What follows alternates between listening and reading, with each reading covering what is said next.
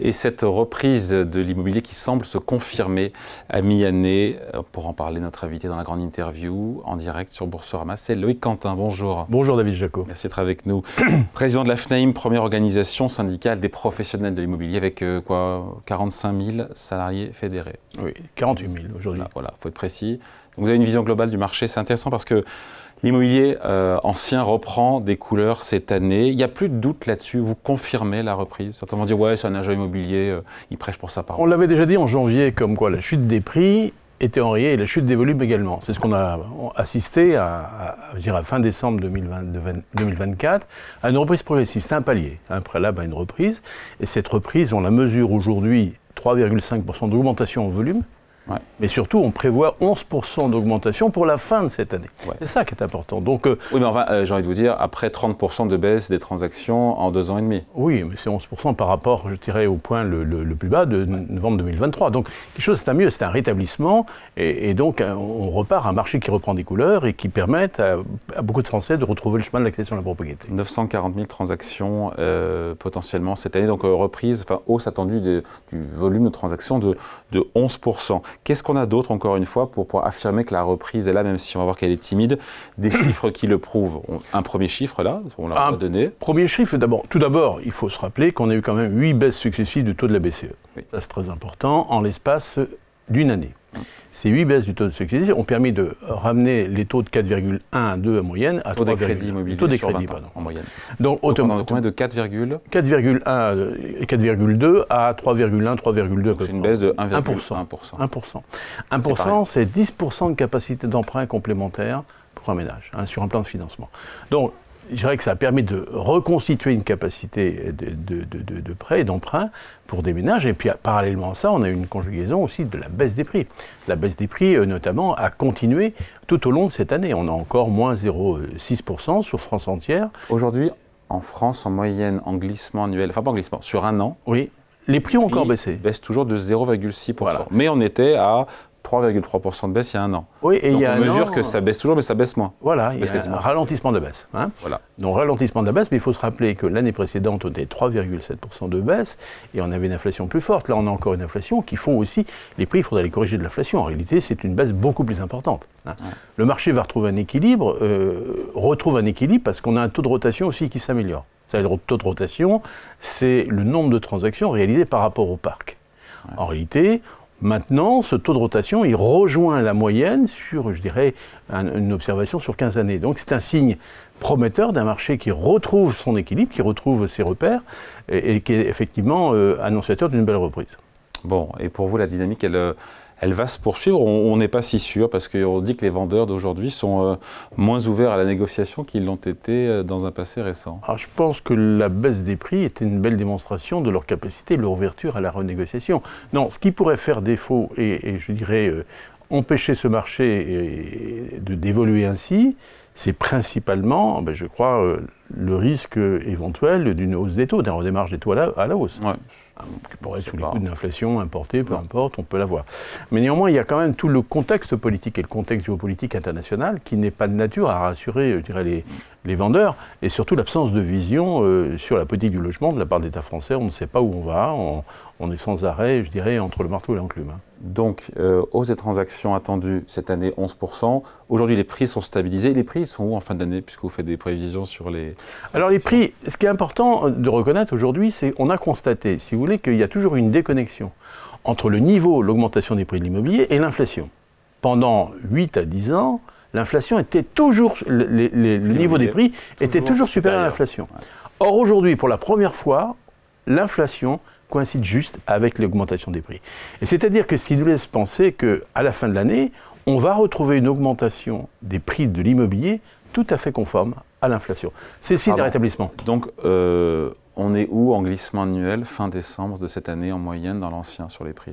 On va avoir un 0,5, 0,5, 0,6. Donc on peut dire qu'aujourd'hui en France, les prix immobiliers sont stabilisés et ne baissent plus? Ne baissent plus. En moyenne, voilà. Ils sont stabilisés. Voilà. Et augmentent juste le montant, le niveau de l'inflation. Ils sont juste corrigés. Donc pas d'euphorie pour autant, on ne verse pas dans l'euphorie. Hein. Non, pas d'euphorie. S'il fallait la qualifier, trouver un épithète, un adjectif, c'est une reprise qui est timide, qui est progressive, qui est... une reprise confirmée, Attention, il sous-pèse ces mots-là.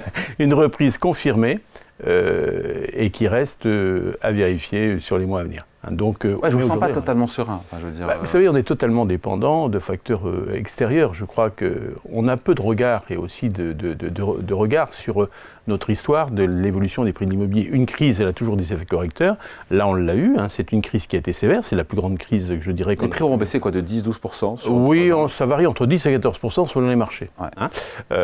Paris a moins corrigé, mais par contre, l'Île-de-France a beaucoup plus corrigé. Les grandes villes ont largement corrigé leurs prix également.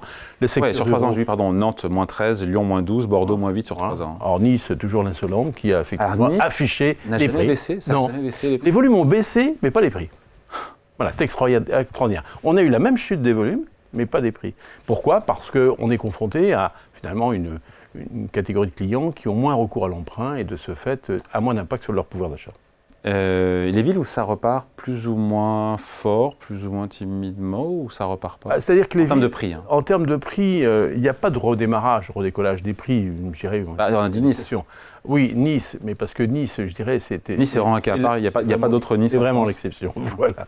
Mais par contre, les autres villes, là où il y a une activité, je dirais une activité économique forte, hein, les 10 premières grandes agglomérations, il y a encore des villes qui corrigent et des villes qui reprennent un petit peu de... Et en dehors des grandes villes d'ailleurs, parce qu'on parle des grandes villes, les stations balnéaires, les stations de ski, dans la ruralité, dans nos campagnes... Alors là, quand on compare sur les 3 ans, les stations balnéaires et les stations de ski ont vu leur prix néanmoins progresser. 20-25%, j'ai vu. Ça dépend des stations balnéaires, mais c'est-à-dire c'est un marché qui n'est pas un marché de besoin pour se loger directement. Ouais. C'est un marché de seconde nécessité et ces produits n'ont pas été affectés par la baisse des prix constatée sur les grandes villes. Parce que c'est toujours la même démarche, le rapport avec le crédit et la capacité d'emprunt des ménages qui n'est pas affectée dans ce cas-là. Ok, ça c'est pour les stations balnéaires et les stations de ski. Maintenant, pour encore une fois, les villes moyennes, la ruralité, nos campagnes. La ruralité, finalement, n'a pas été tellement corrigée. D'abord, on partait de niveaux de prix qui étaient très bas. Ouais. Les villes moyennes, je dirais, sont là maintenant et retrouvent, je dirais, une évolution, une dynamique en fonction de leur attractivité. C'est ce qui va permettre de déterminer. Aujourd'hui, c'est très difficile d'être dans le challenge des villes attractives. Et pour une ville moyenne, je crois que ça dépend. Certaines villes s'en sortent très bien. On prend une ville comme Montauban, qui devient très attractif, au périphérie de Toulouse, et qui devient aussi extrêmement sollicité. On voit des progressions de prix plus importantes. Ça dépend du territoire. Loïc Quentin, donc si je résume, pour l'immobilier ancien résidentiel, le pire est passé, mais la reprise est modérée. Je parle à votre place, c'est pas normal ça d'ailleurs. Hein. C'est une question en fait. Vous faites de la synthèse, David. Non, c'est ça la synthèse. Oui, tout à fait. Je dirais, il faut rester prudent quand même sur l'observation. Un marché on a vu par le passé des crises en W. Vous savez, une chute, une reprise et en plus une nouvelle rechute. Voilà, ça peut arriver. Donc, pas une bonne lettre ça, le W en économie. Non, c'est pas une bonne lettre. Mais c'est en anglais un double dip. Double dip, oui, mais ça peut arriver. En immobilier, c'est déjà arrivé. La crise des subprimes nous l'avait permis de le constater. Et notamment aujourd'hui, il faut des facteurs environnementaux et des facteurs économiques suffisants pour pouvoir conforter la hausse constatée. Mais je crois que tous les indicateurs aujourd'hui identifiés permettent de le confirmer. C'est pas la méthode Coué là? Non. Je n'ai jamais eu la méthode Coué. Non, parce que souvent je lis des commentaires à juste titre, ouais, les agents immobiliers de manière, ils disent toujours que tout va bien, etc. Et qu'évidemment ils ne vont pas dire que ça va mal puisque... Non, les volumes constatés, c'est une réalité d'actes publiés, donc ce n'est pas une réalité par une estimation fantaisiste. Ça repose sur des valeurs, des mutations réelles. Hein. Mais c'est quelque chose qui rattrape un retard, on rattrape un retard, mais ce n'est pas forcément une dynamique comme nous l'avons connu les années précédentes. Et il ne faut surtout pas espérer de retrouver la même dynamique qu'il y a que les 3-4 dernières années. L'immobilier se reprend, mais la crise du logement est devant nous, vous l'avez déclaré il y a quelques jours. Crise qui perdure dans le neuf et sur le marché locatif. C'est ça qui vous fait dire que... Parce que je dirais que oui, la crise de l'immobilier est derrière nous, la crise du logement est devant nous, parce que tous les secteurs souffrent. On a du mal à construire de l'immobilier neuf, le logement social est en crise, l'offre locative est en grande difficulté. Là, il faut quand même savoir et se rappeler qu'à l'horizon 1er janvier 2028, c'est 1 300 000 logements classés F et G qui sont concernés par l'indécence énergétique, à défaut d'avoir pu trouver une amélioration législative. Donc ça les sort. Il y a un propriétaire sur 3 envisage de vendre. Voilà. Donc voilà, c'est là la réalité.